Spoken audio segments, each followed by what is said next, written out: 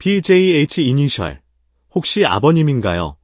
그 한마디는 우연처럼 시작됐지만 결국 한 남자의 남은 생을 다시 세우는 기적의 신호탄이 되었다. 서울의 어느 겨울 오후, 차가운 바람이 골목을 파고들던 날, 김용빈은 혼자 카메라 스트랩을 쥔 채 골동품 상점 문 앞에 서 있었다. 유리창 너머로 보이는 건 오래된 라디오, 바램 포스터, 테이프가 너저분하게 담긴 박스, 그리고 서가맨 위에 먼지까지 고스란히 쌓인 카메라들. 그는 도어 손잡이를 한번 꼭 쥐었다 놓으며 짧게 숨을 고르고서야 마침내 안으로 발을 들였다. 삐걱하는 소리와 함께 공기가 바뀌었다. 안쪽에서 느릿한 목소리가 흘러나왔다. 어서 오세요. 구경만 하셔도 됩니다. 상점 주인은 눈을 떼지도 않은 채 신문을 접었다 폈다를 반복하며 중얼거리고 있었다. 김용빈의 시선은 자연스럽게 벽면 선반으로 끌렸다. 수십 개의 카메라가 말없이 그를 바라보는 듯한 기묘한 기분.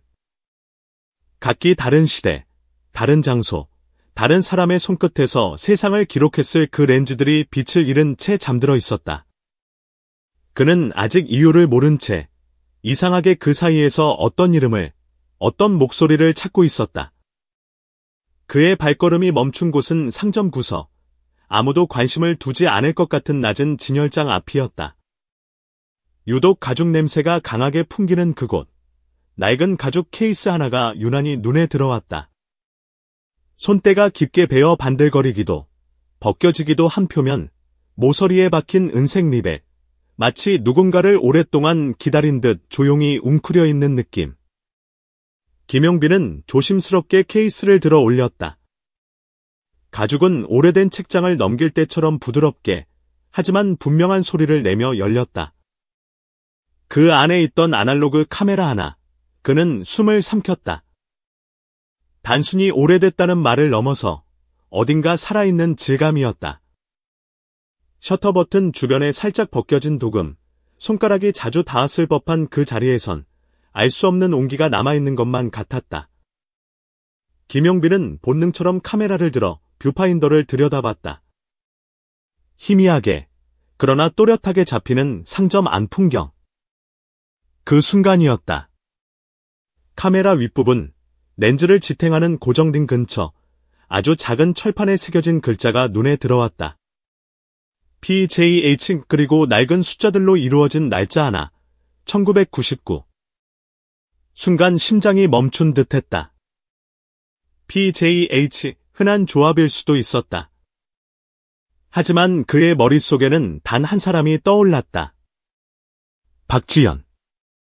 수많은 무대에서 함께 숨을 맞추고 서로의 목소리를 누구보다 잘 알고 있다는 자신이 있을 만큼 가까우면서도 절대로 넘지 않는 선 하나를 지켜온 동료.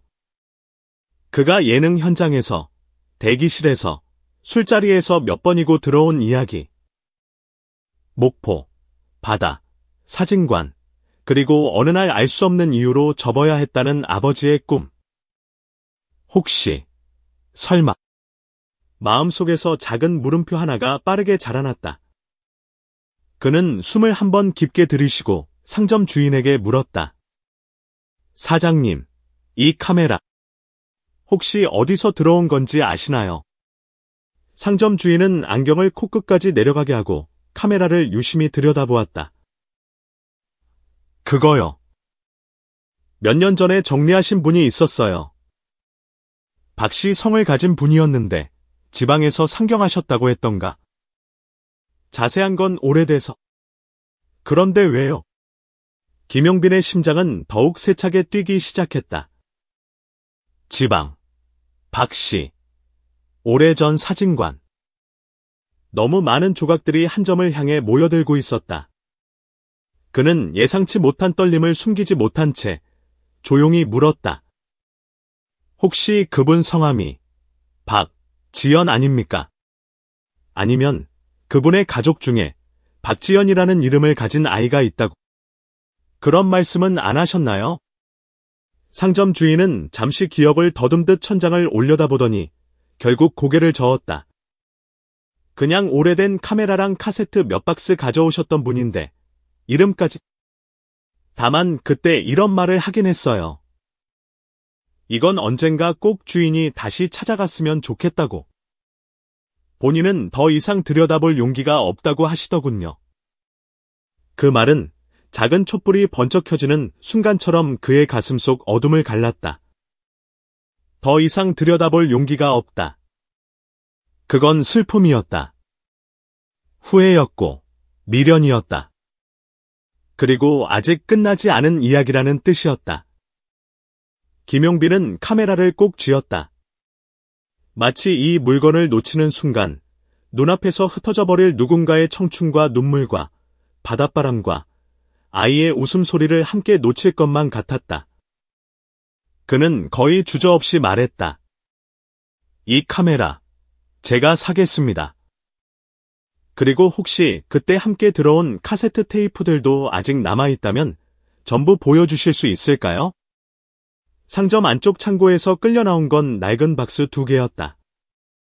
카세트 테이프들이 어지럽게 던져져 있었고 일부는 라벨이 떨어져 있었으며 일부는 케이스가 깨진 채 테이프만 덩그러니 남아 있었다.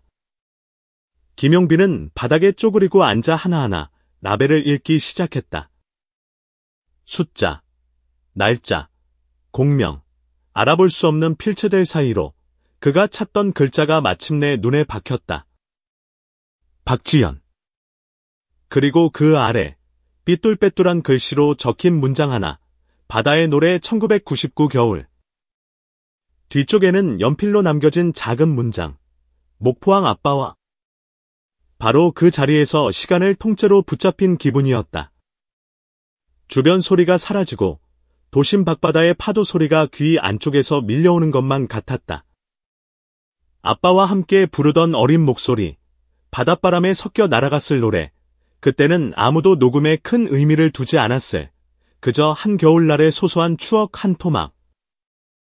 그런데 그 테이프가 이 카메라와 함께 지금 이 서울 골동품점 구석에서 먼지에 묻혀 있었다.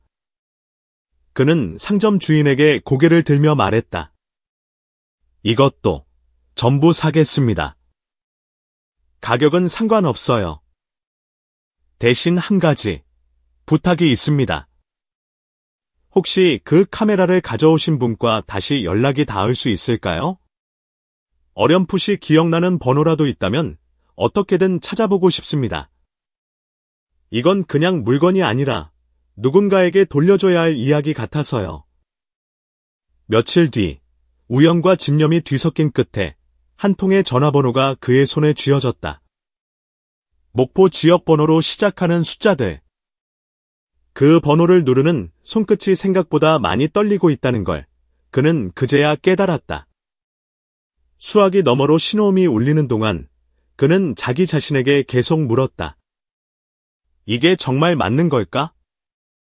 내가 이 문을 열어서 혹시라도 오래 묻어둔 상처를 다시 깊게 헤집는 건 아닐까? 그럼에도 그는 전화를 끊지 않았다. 그의 직감은 이 모든 우연이 누군가에겐 반드시 필요했던 귀환일 거라고 말하고 있었기 때문이다. 안녕하세요. 혹시 박지연 씨 부모님 되시나요? 저는 가수 김용빈입니다. 전화 건너편의 시간은 잠시 멈춘 것처럼 아무 말이 없었다. 익숙한 분명함으로 자신을 소개한 그의 목소리는 낮고 예의 바르고 조심스러웠다. TV에서 수없이 들어왔던 그 이름에 목포의 작은 식당 안에서는 젓가락이 떨어지는 소리가 먼저 울렸다. 어머니는 멍하니 공중을 바라보았고 아버지는 자신도 모르게 숟가락을 내려놓았다.